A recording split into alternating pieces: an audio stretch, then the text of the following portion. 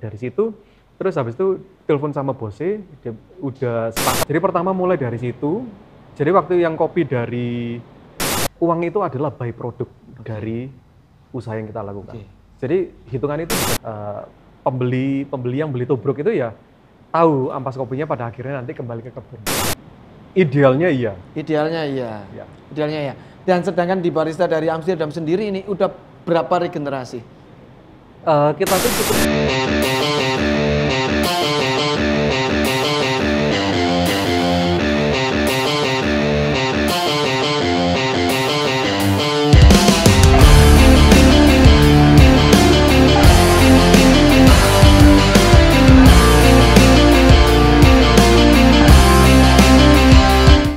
apa ya, supaya bisa belajar terus. Oh iya. Masuk. Itu, selalu apa ya, uang itu adalah by product dari usaha yang kita lakukan. Jadi hitungan itu bukan di uangnya, tapi lebih di happiness. Keseringan kita terlalu cepat puas. Terlalu begitu puas dini ya udah nggak mau belajar. Sedangkan kita di Amsterdam dari awal mau belajar dan kita sama barista itu relationship-nya adalah teman. Gak ada, kamu panggil saya bos, itu gak ada. Gak ada ya? Gak ada, tapi kita malah lebih kayak teman, sama-sama belajar. Woi, Siva, gitu sama barista, enggak? Loh, yang menarik waktu di Australia itu, aku manggil bosku itu nama. Oh gitu? Gak ada, sir, good morning sir, gak ada. Bosku Adam namanya, Adam jadi Adam. Oh pakai AC kayaknya. Adam banget. Gitu. Oh iya Adam. Makanya mesti jaketan, ini jaketan. Soy. Jaketnya dari realism. Jilat. Oh gitu. Jadi salah satu sistem kerjanya di Australia akhirnya kebawa kan karena ke sini. Nggak pernah kerja di Indonesia kan. Jadi pola kerja yang di sana yang kebawa ke Indonesia. Jadi membuat kesalahan itu nggak apa-apa. Justru kita belajar dari membuat kesalahan. Makanya jatuhnya ke depan terus. Oke. Kita pernah buat kopi, costingnya salah. Kita pernah dari setiap cangkir kopi, walaupun terjual banyak, sebenarnya rugi. Itu kita pernah, HPP-nya salah. Itu pernah. Sampai kita belajar, oh ternyata caranya gini. Itu. Jadi selalu belajar. Ini kan Amsterdam terkenal banget dalam artian di Kota Malang terkenal banget, Pol. Dari pagi sampai malam, entah itu waktu dulu sebelum pandemi sampai sekarang, itu flow-nya itu tetap bau antar. Nah, sedangkan di sana kan barista kan pasti ganti-ganti. Ada yang barista bikin kedai sendiri dan sebagainya. Itu enggak takut dicuri soal resepnya? Sebenarnya kopi itu kan cuma produk. Experience yang didapatkan dari coffee shop itu yang sebenarnya nilai spesialnya Amsterdam. Gitu. Kita itu waktu 2017 waktu mulai banyak coffee shop tumbuh di Malang, itu udah mikir semua bisa buat kopi, semua bisa create. Semua bisa beli mesin mahal, semua bisa beli kopi yang paling mahal, semua bisa roasting kopi, semua bisa. Cuma ada karakter-karakter yang nggak bisa dibeli, itu yang mesti di-create. Nah itu yang ditonjolkan dari awal. Dan kita jujur, kita nggak bisa bayar seorang model. Waktu itu nggak ada Boncel. Kalau ada Boncel mungkin udah brand ambassador Amsterdam. Jadi waktu itu nggak ngerti siapa. Ya wis aku berkorban, aku jadi modelnya Amsterdam waktu itu. Ya semuanya dari nyoba-nyoba. Introvert, aslinya aku introvert. Oh gitu. Kalau misalnya banyak yang tahu aku itu sebenarnya pendiam di luar sana, tapi di depan kamera dituntut untuk ceplas-ceplos. Karena kita kalau lihat Instagramnya dari Amsterdam mesti live, malah ngali selebgram live. Akhir-akhir ini jarang, setahun terakhir jarang. Karena selama pandemi, kita jadi pola pikirnya kayak nggak sebebas sebelumnya. Jadi memang ya itu challenge-nya kita di Amsterdam. kita mesti lebih terbuka. Memang selama pandemi kita kayak jadi lebih tertutup, kita lebih mikir gimana caranya survive, gimana caranya bisa jalan. Mohon maaf nih, selama pandemi ini ada warung yang tutup enggak? Ada cabang yang tutup enggak? Kita nggak ada cabang yang tutup, jadi kita benar-benar alokasi jam kerjanya anak-anak. Jadi tetap semua operasional, tapi pengurangan jam kerja. Oh, gitu. Kita nggak ada merumahkan karyawan, kita nggak ada Nggak merumahkan karyawan? Nggak ada. Wih, gokil. Itu. Jadi memang sejak awal ya ini bersama, nggak mungkin cuma aku duduk-duduk di rumah, anak-anak kerja keras di bawah gitu. Tabungan ini naik terus setiap hari, nggak ada. Aku dulu pernah, di Amsterdam itu yang coating lantai pertama kali ya aku sama Frankie. Oh, Mas Frankie. Yang ngecat, ya aku sama Frankie waktu awal. Banyak hal-hal kecil sing aku terlibat, aku ngerti rasanya di bawah itu ya apa. Berdiri terus selama 8 jam itu pegel ya apa, ya tahu. Ketika ada customer yang rewel, komplain, itu ya rasanya gimana ya ngerti. Jadi berusaha memposisikan aku pernah di posisi itu, jadi ya memang benar-benar tahu. Aku juga pernah waktu di Amsterdam tuh tabungannya cuma tinggal 200.000 itu juga pernah. Jadi ya memang ngerti dan berusaha mengerti keadaan itu ya apa. Sampai akhirnya mungkin kalau teman-teman di sini yang kalian tahu, di pandemi kali ini Amsterdam, terutama yang di Zuid, itu mau melebarkan sayapnya. Kemarin sempat bikin gimmick. Jadi gimmicknya di Amsterdam itu Amsterdam Zuid tutup. Pindah. Amsterdam Zuid pindah loh. Pindah sampai mikir kenanganku. Pindah. Lagi pindah nanti karena kenapa? Karena lokasi di Amsterdam Zuid, teman-teman kalau kalian belum ke sana, itu sangat strategis. Kalau untuk soal bisnis makanan itu nggak strategis banget. Cuma untuk karyawan ketika jam siang, terus ketika kalian penghobi dan sebagainya, untuk sekedar nggak pengen tahu bisingnya kendaraan, Amsterdam Zuid itu salah satu bentuk buat healing lah, buat healingnya kita, entah itu di luar kalau kalian ngerokok ataupun di dalam kalau kalian bikin tugas dan sebagainya. Itu salah satu jujukannya di sana. Jujur aja Pak Sifas, antara Mergan, Batu dan sebagainya, aku tetap milih Amsterdam Zuid karena kenapa? Selain tempatnya wis humis banget, ada rumahan banget. Kita di sana itu juga ketemu ketemu relasi baru, ngobrolin bisnis baru di sana. Jadi bisnis to bisnis di sana jadinya. Nggak cuma di coffee shop dalam artian coffee shop mahal dan sebagainya. Di Amsterdam Zuid itu salah satunya yang tak sayang lah. Terus ada gimmick Amsterdam Zuid pindah. Loh, itu rame tuh. Viral, teman-temanku komen di sana, di-share lah, kok pindah dan sebagainya. Aku sampai mikir, loh, aku nang di mana? Waduh, aku ingin nangis nih kene, loh, Rek, aku ingin guyu nih kene.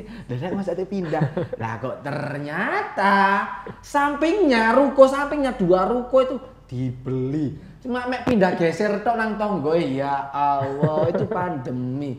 Jangan kebacut ngeprank ya Allah. Itu dibeli sampai segitunya, nantinya yang di sekarang itu masih tetap ada. Tetap ada. Wih, kaya ya, udah kaya raya ya. Enggak sih, semuanya mimpi. Jadi lagi. Iseng-iseng awal tahun bermimpi. Oke. Jadi kan aku seneng nyoba-nyoba apa ya namanya, kayak sing semedi meditasi sing aneh-aneh. Yoga. Menariknya 99%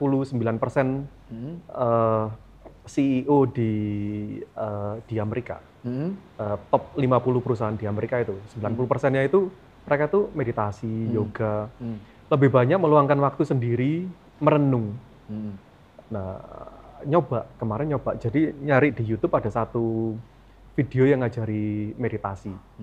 Cobain, memang iso bawa dalam banget, dalam sampai ngantuk-ngantuk juga ada.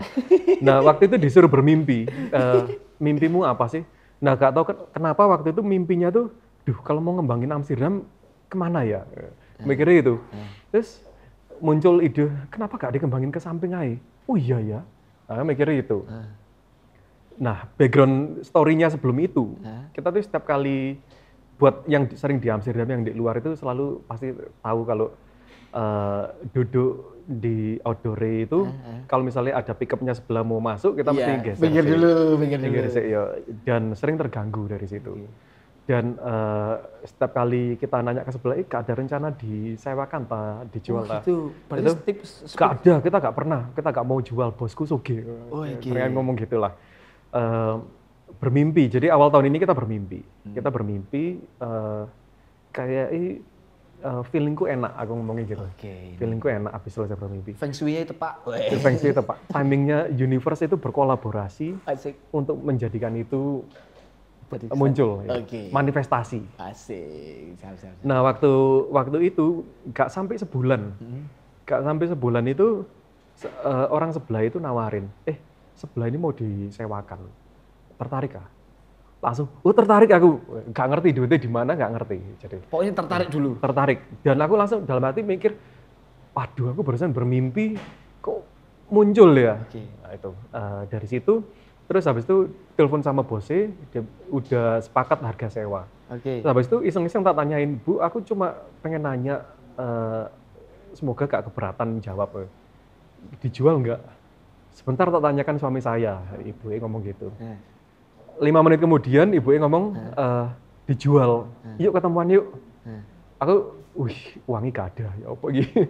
Ya senekat aja lah, kita harus berani bermimpi kan gratis ah. Toh kalau nggak deal ya masih bisa disewa. Ketemu ngobrol-ngobrol, harganya nggak sepakat. Terus habis itu tetap bermimpi. Asik, mimpi terus mimpi kalau diteruskan kan universe nanti lama-lama lah bosan sama kita. Ya wis lah sekarang pun sambulan aja wis. PPN. Saya tak bermimpi. Mari ki realism tak pe. Oke. Realism activity tak pe. Nah, bermimpi kan bebas. Di dalam mimpinya itu ada triknya. Mesti melibatkan orang lain. Mesti melihat orang lain juga ikut bahagia. Nah, waktu aku bermimpi, aku melihat baristaku tersenyum lebar, customer Amsterdam tersenyum lebar. Ada tempat indoor. Selama ini kan kita di Amsterdam kan nggak punya tempat indoor aslinya. Iya, indoornya cuma berapa kursi ya? Sebelahnya roster toh. Iya. Dan panas. Iya benar. Ya kan, bermimpi, wah kita ada yang mau sewa untuk meeting gitu. Wah mimpi-mimpi sih kayak gitu-gitu lah pokoknya. Nah, tahunnya nggak tahu kenapa sepakat deh satu harga yang menarik. Kita waktu bulan Maret Aprilan. Jadi ini diskusi pertama Januari. Ini Maret April terjadi diskusi. Nah terus dikenalkan sama bank, ternyata yang punya ruko itu kenal baik sama satu bank di Surabaya. Dikenalkan sama banknya, ternyata bisa dibuatkan satu arrangement yang menarik, yang kita mampu bayar. Asik. Gitu. Dan terwujudlah. Amin. Ya. Sampai detik ini kalau misalnya ditanya, sebenarnya awalnya uangnya ready nggak? Nggak ready. Jadi kayak secara universe itu manifestasi untuk itu terjadi. Menarik toh ya. Di tengah pandemi ini kita masih bisa kayak gini. Ini awalnya dari meditasi tadi dulu, berpikiran, bermimpi dan sebagainya. Di meditasi lewat mentor atau lewat YouTube tadi tuh? Lewat YouTube. Nah, aku minta linknya ya nanti ya. Aku tak meditasi, harapanku ini tuh semua yang ada di sini milik saya. Amin. Realism X7 milik ada saya. sing wajahnya berubah jadi tidak senyum ini. Ini bahagia semua kok ya, bahagia kan? Milik saya ini ya, milik saya. Amin. Ini pertanyaan sederhana ini. Kalau awalnya itu kan dari mimpi untuk bisa menjadikan sebuah mimpi terwujud, jadinya akhirnya jadi Amsterdam yang flow-nya itu kencang banget, hampir menguasai industri perkopian di Kota Malang. Sopo sih nggak tahu nih Amsterdam di Malang ora ono, sampai di Panjen pun tetap rame. Di Batu ikut tetap rame, Express ya di Batu ya. Di Batu Express dan sebagainya. Nah, ini yang sangat sederhana ketika kita itu melihat di Amsterdam Suat, karena kan mesin roastingnya kan dari di sana. Awalnya itu roastingnya di mana sebelum punya itu? Awalnya itu roastingannya itu kita oven kecil sekali goreng itu. Oven koi. Ada namanya Behmor. Jadi waktu di Australia beli mesin roastery untuk roasting sendiri di rumah, 100 graman sekali goreng. Jadi pertama mulai dari situ. Jadi waktu yang kopi dari Sumber Manjing Wetan, itu tuh waktu itu kalau masih ingat tahun 2010 itu kopi luwak lagi mulai rame. Passwordnya, passwordnya. Oh iya. Terus. kita nawarkan kopi luwak itu ke salah satu toko di Surabaya yang jualan produk oleh-oleh di Airport Juanda. Oke. Nah, habis nawarin pulang orangnya pesen 10 kilo. Nah, mesin gorengku kan cuma 100 gram, berarti aku mesti goreng berapa? 10 kilo, 100 kali goreng. 100 kali goreng di mesin oven itu. Mesin kecil. Nah, dari situ kita membuktikan teori kalau produknya dicari dan disuka sama orang. Asik. Dari situ beli mesin roaster kecil 1 kilo. 1 kilo. Karena kan pikirannya gak mungkin lah 15 kilo. Ya. Oke. Sekilo, ternyata yang sekilo nggak sampai 1 tahun itu kapasitasnya udah kepenuhan. Itu. Terus habis itu setahun kemudian kita upgrade ke mesin yang 5 kilo. Oke. Jadi tahun pertama kita pakai 100 gram, tahun kedua pakai yang 1 kilo, tahun ketiga kita udah pakai yang 5 kilo. Kalau yang sekarang? Kalau yang sekarang itu kita beli tahun 2017. Oke. Itu juga ya bermimpi suatu saat punya roaster gede. Kapasitas berapa kilo itu? Kalau yang sekarang 15 kilo. 15 kilo, dan itu nggak cuma buat kopinya Amsterdam doang kan? Iya. Ada beberapa coffee shop itu mengambil bean-nya itu dari Amsterdam sendiri. Iya. Itu loh yang tak herankan. Beliau ini memberikan rahasia dapurnya sebenarnya untuk ke teman-teman semua yang ada di sini. Itu yang tidak dimiliki oleh coffee shop lainnya. Yang akhirnya biasa, kamu pakai apa? Blendnya berapa persen? Biasanya kalau kita pebisnis dalam artian untuk biar untung kita sendiri, ya kita kan nggak membagikan. Tapi di Amsterdam sendiri justru dikasih kemasan. Iya, ya kita share semuanya. Semakin banyak yang bisa membuat kopi enak, otomatis misi kita itu tercapai. Asik. Ya kan? Dulu waktu awal-awal tahun 2016-an, itu tuh setiap ada customer datang kita edukasi. Kopi itu mesti kayak gini, mesti baru, mesti digiling sebelum diseduh. Airnya mesti kayak gini, edukasi.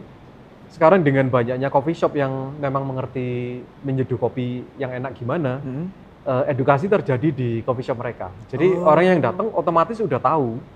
Mereka yang sekarang malah nanyain kita, ini kopinya baru nggak? Ini airnya 98 derajat apa nggak, misalnya kayak gitu. Justru gitu ya? Ada yang kayak gitu. Jadi semakin cepat, semakin banyak coffee shop yang mengerti, semakin cepat misinya tercapai. Salah satu misi dan slogannya dari Amsterdam adalah semua bisa ngopi enak. Semua bisa. Tepuk tangan dong. Nih, kita membahas soal yang sangat sederhana ketika kita jalan-jalan ke coffee shop. Apakah semua barista itu ataupun karyawan dari coffee shop itu meminum kopi? Ataupun mengkonsumsi kopi? Idealnya iya. Idealnya iya. Ya. Idealnya iya. Dan sedangkan di barista dari Amsterdam sendiri ini udah berapa regenerasi? Kita tuh cukup beruntung baristanya awet. Ya, kita tuh Frankie itu Mas udah 10 tahun. Dari awal emang Mas Frankie ya? Dari awal ya? Frankie Agit itu 6-7 tahunan. Oh ya? Mbak-mbak di atas itu udah 6-7 tahunan. Kita lumayan awet. Oke. Generasi paling kita ada 3-4 generasi udah. 4 generasi, oke. Ya. Itu sebenarnya untuk melengkapi coffee shop outlet baru yang kita buka. Nah, itu biasanya kalau kita regenerasi dalam artian barista kan salah satu ujung tombak rasa dari kopi tersebut. Dan barista itu juga mempunyai karakteristik berbeda-beda satu sama lain. Biar tetap menjadi kopi sejuk ataupun kopi menu dari Amsterdam itu ya apa menjaganya? PR itu. Ya, PR banget PR, ya. Tapi kita sebenarnya ekstraksi kopi itu bisa diukur. Jadi kita ada supervisor yang kelilingan ngukur, dan para barista juga mesti tahu rasa espressonya kopi sejuk seperti apa. Jadi masing-masing nyobain. Saya juga sering kelilingan, cuma nyobain kopi sejuknya. Rasanya apa sesuai apa enggak. Oke. Nah, untuk biasanya kan di mesin kopi di atasnya kan ada cangkir tuh. Itu emang harus ditaruh situ ah? Jadi kan kopi ini seperti wanita. Wah, ini rambutnya panjang. Rewel. Iya, permintaannya banyak. Permintaannya banyak. Jadi kopi yang keluar dari mesin itu sekitar 90-an derajat. Begitu kena udara luar, paling turun jadi 80 sekian derajat. Nah, kalau cangkirnya dingin, otomatis kopinya makin dingin. Benar. Experience di pelanggan ketika kopi dari panas ke dingin itu hilang kalau cupnya nggak hangat. Itu alasannya kenapa cupnya mesti anget di atas mesin. Oh. Di atasnya mesin itu sebenarnya penghangat. Oke, penghangat. Dan kalau biasanya ngelihat kadang ada kain-kain ditaruh itu ya sebenarnya lap-lap. Iya. Okay. Itu supaya cepat kering. Atau mungkin teman-teman yang jomblo kalau kalian ingin butuh kehangatan, ya di atas mesin kopi aja. Itu bisa dipeluk. Oh iya. Oleh kehangatan. Dan ini kalau ketika kita ke barnya barista, habis ditamping tuh, kopi tamping, terus kan dibuang itu ampasnya. Iya. Itu kalau di Amsterdam sendiri ampasnya diolah lagi atau emang langsung dibuang? Kita tuh 2 tahun yang lalu tuh mikir gimana caranya supaya ampas kopi dalam sehari itu di Malang tuh kurang lebih sekitar 4 sampai 5 ton kopi, ampas kopi yang terbuang. Seluruh Semua, termasuk yang dari kopi instan yang ada ampasnya. Oke. Nah, 4 sampai 5 ton tuh jumlah yang besar dan selama ini cuma dibuang jadi pupuk, jadi sabun. Tapi maksud kita sabun ganti setiap hari kan nggak mungkin. Shampoo berapa bulan sekali paling ya habis ya. Pasti sesuatu yang volumenya besar dan cepat. Oke. Mikir waktu itu di Bogor ada yang bisa membuat itu jadi bahan bakar. Bahan bakar? Bahan bakar. Oke. Ya. Cuma teknologinya agak rumit, jadi ribet. Okay, susah, susah untuk diimplementasi. Nah, kita kerja sama petani di Lembah Arjuno. Lembah Arjuno mana? Dari kebun teh Lawang kita naik ke atas. Oh, dari kebun teh Arjuno berarti ya? Arjuno, ya. Di situ tuh mereka itu setiap tahun selalu kesulitan pupuk. Pupuk yang disubsidi dari pemerintah. Selalu rebutan dan sering nggak dapat. Nah, kenapa kita nggak memberi solusi di situ yang menggunakan ampas kopi yang otomatis menyelesaikan masalah ampas kopi yang ada di Malang, 4 sampai 5 ton. Nah, kita tahun yang lalu kita nyoba, kita kumpulin, kita lakukan fermentasi dan kerja sama beberapa mahasiswa di UB. Itu tuh jadilah satu pupuk yang ketika selesai masa panen kopi, itu tuh bisa dikembalikan ke kebun kopi. Gitu. Nah, satu hektar kebun itu otomatis udah bisa ngabisin tonase pupuk kopi. Nah, kebun kopi di Malang itu ya udah tinggal dihitung ada berapa hektar, ratus hektar, ribuan hektar malah. Itu ya cuma tinggal nanti sebenarnya kita proses, kita kembalikan ke kebun. Jadi sebenarnya dari kebun kembali ke kebun. Dari kebun kembali ke kebun, siap. Itu. Memang ada tambahan-tambahan lainnya, tapi ada satu nilai positif ya. Pembeli yang beli tubruk itu ya tahu ampas kopinya pada akhirnya nanti kembali ke kebun. Oh, siap. Tapi soal ngomong-ngomong soal kebun nih, kopi itu sangat sensitif kan. Kalau kita di daerah kebun tersebut ada pohon nangka, nanti rasanya nangka itu emang beneran gitu kan? Secara langsung nggak kayak gitu. Rasa nangka itu sebenarnya dapat dari fermentasi kopi. Oh, fermentasinya. Pisang nangka itu dari fermentasi. Cuma tahun yang lalu kita mencoba eksperimen dengan buah-buahan menggunakan ekoenzim. Apa tuh? Ekoenzim itu berarti kita habis makan buah apel, kan kadang kulitnya kita kupas. Iya. Nah, sisa-sisa kupasan sama potongannya itu dimasukin dalam air, disimpan selama 30-40 harian. Nanti gas yang keluar itu gas ozon. Ozon itu kembali ke atas untuk reparasi ozon dunia. Nah, air campurannya itu ketika dikembalikan ke kebun kopi, itu tuh bakal diserap sama akar kopi. Jadi kita eksperimen tahun yang lalu dengan buah mangga. Buah mangga diekoenzimkan, airnya dikembalikan ke kebun kopi, dituang setelah masa panen, ketika mulai bunga sama jadi buah, dikembalikan, rasa kopinya berubah jadi rasa mangga. Ada rasa mangga di dalam kopi itu. Nah, itu menarik. Kita tahun yang lalu nyobain di jeruk, mangga, durian enggak ya? Durian berbahaya. Apalagi ya kita coba ya? Ada beberapa buah. Tahun ini kita coba melon.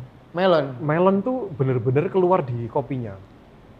Kita paling sebulan 2 bulan lagi tuh ada kopi rasa melon di Amsterdam. Asik, mantap. Tapi ngomong-ngomong soal kedai lagi nih, emang bikin kedai kopi itu mahal kah?